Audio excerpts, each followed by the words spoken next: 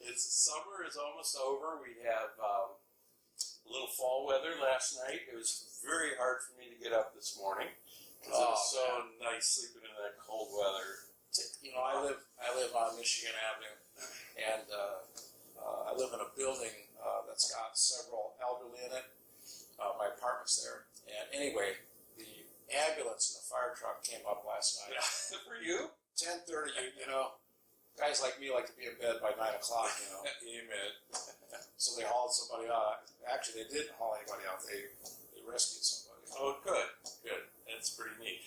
So we're going to talk about something that's near and dear to my heart, and it's fishing. So you have your fishing pole right there, and I have several different reels that we can always go catch and land fish. Well, Sheboygan's all about fishing, isn't it? Yeah, we have there's a program here in town called 153greatfish.website. Oh, yeah. And we thought we'd just talk about how to do some angling or the things that you want. All right. So in Lake Michigan, everybody prizes salmon. You know, the big salmon. But what kind of salmon? Well, there's coho and then there's chinook. Those are the two types, and the cohos are much smaller. They're like 20 pounds, and the chinooks can be 30 plus pounds. Whoa.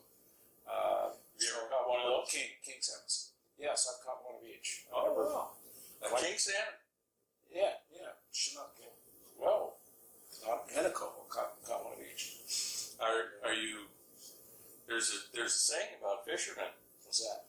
That do all liars fish, or do only liars fish? Well, it's interesting you bring that up. I got a friend named Kimball, and he's always taking pictures of the fish he catches, but he zooms his iPhone straight in front of the big fish and make it bigger than it is. Exactly. You always think that it's bigger than it is. Well, you know, with regard to fishing, you know, Jesus told the disciples when he was training them how to fish to throw the net on the right side of the boat. So the question is, where are people throwing their net to catch fish for the Lord? That's what it's all about. So what's your thought about where to throw the net? Well, you got to be in the boat first, or be near the water. That's a good point. You got to be in the boat, otherwise you're going to be, spearfishing, I guess, or ice fishing with a snorkel. Oh, ice fishing, walking in the water. Exactly. All different kinds of fishing out there. We do a net. We can do this technique called jigging. That's one I use for walleyes. And then there's spinning. And then there's casting. This is a casting reel, a small one. And then you got the big ones with the counters on it. And I have one great big one like this for deep sea fishing.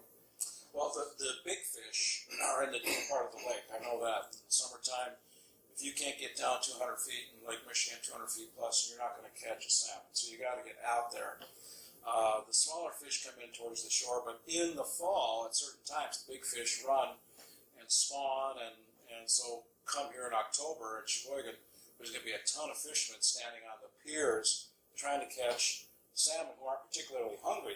That's the paradox of it. They're not hungry; they just want to spawn, and so people do their best just to. You'll see a ton of them lined up on the piers, fishermen trying to catch the big ones. Yeah, we've seen that. And charter boats, instead of being way out on the lake, they're all congregated right in the harbor. But it seems to me that the reason that most people fail at fishing is they don't know where the fish are. They're fishing in the wrong spot. So, or could they be that they're not equipped also? Well, you know, when I used to do outreaches back in the day, what I would do was I would go to the post office and hand out a flyer, hand out a card, and what I noticed that when I would do that, and people would come by on Saturday mornings, you know, some of them were rude, some of them were kind. Everybody took a card almost. I might say about 1 out of 10 would not. I mean, it depends on the city I was at. When I was in a blue-collar city, it seemed like 9 out of 10 people would take the flyer or the card. When I was in a yuppie white-collar town, it was like opposite. Whoa. And so the only thing I can say is that when I would do that, God would throw people into the church the next day. So if I did that on a Saturday, on Sunday people would just show up, and I couldn't, I figured out that it was just faith for fishing is what God was looking for, that He would draw people, into my orbit or into the church. Wow, that's just got to get out there and do it. You just got to get out there and do it. Now, I knew another guy, what he would do is he would pray, and he'd say, God, where are you moving at? Where's your spirit moving at? I want to be there. And then he would show up, and he would conduct revival meetings at those locations with great success. Well, so he didn't just go anywhere, okay? He had to have some sort of a plan. And like Jesus told him, throw the net on the right side of the fish, on the boat, sorry. Boat. And then they caught so many fish that it almost sank the boat. Wow. It's good to be in the right place. I know that when we talk about going fishing in different occasions, we'll take a map of a lake. There's all these things, books that you can buy. So in other words, here's the structure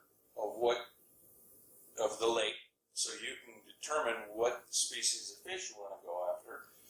Then, as technology has changed, we have it's a Lake Master chip, or there's several different ones. You put it in your GPS thing. It helps find the place on the map on the lake where you want to go, and it tells the depth. And then now you can even see the structure of what it looks like underneath the boat with the grass.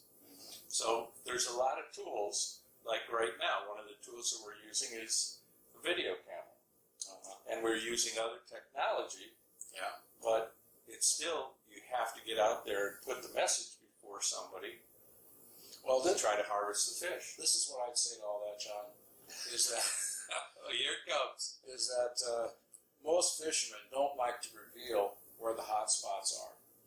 True statement. I keep kept catching a lot of walleyes in Elkhart Lake in this spot, and that's where they go. And I think there's probably something to that. So experience of where the fish are for each type of fisherman. For example, I was watching a YouTube with some young people that would go fishing at Starbucks on Friday and Saturday nights. So they would go to neutral zones where people would collect. I know one woman, she would go to the PTA committee. One person would go to the knitting club. One person would go to the senior center for activities. And people go to different neutral zones where all the fish are together, and that's where they would fish. So I think, like for if you become a fisher of men as opposed to this kind of thing that we do here in Sheboygan, I think that the key is that we have to have an approach to the fish. So most people, they'll take out the gospel and hit somebody with it just cold, and instead of trying to build a relationship first, and then after you build that relationship, then they'll most likely listen to your truth without any animosity. So say that again. Okay. That really makes a lot of sense. So first you got to build a relationship with the fish, okay? And that takes time and effort. And a lot of people just are too busy to build relationships, especially new relationships. Or maybe they don't have the skills. We talked about that. In fact, it's hard to talk to people. Right. Not everybody's an outie. There's a lot of innies, people, but everybody can fish in their own way. Okay, that's what I'm trying to say. Got it. They just got to know where the fish are, build a relationship, and then deliver the gospel truth. And the truth itself saves, not us. I mean, it's what God will do is He'll work through us. The Spirit will flow through us, the rivers of living water, and we can count on God to do His part in this whole thing. The Bible says, except the Lord build the house, he that labors in vain. Get rid of this. How's your summer been? Pretty good. Okay. Catch any fish? My brother-in-law's showing up, so I know I'm going to be doing some fishing. He's a rabid fisherman. So he's going to want to go out on that pier and cast. So I'm going to be in for it for a few days. All right. Good formula for fishing. All right, that's it for today. I guess we're done talking fish. God bless you. Have a good day. Bye.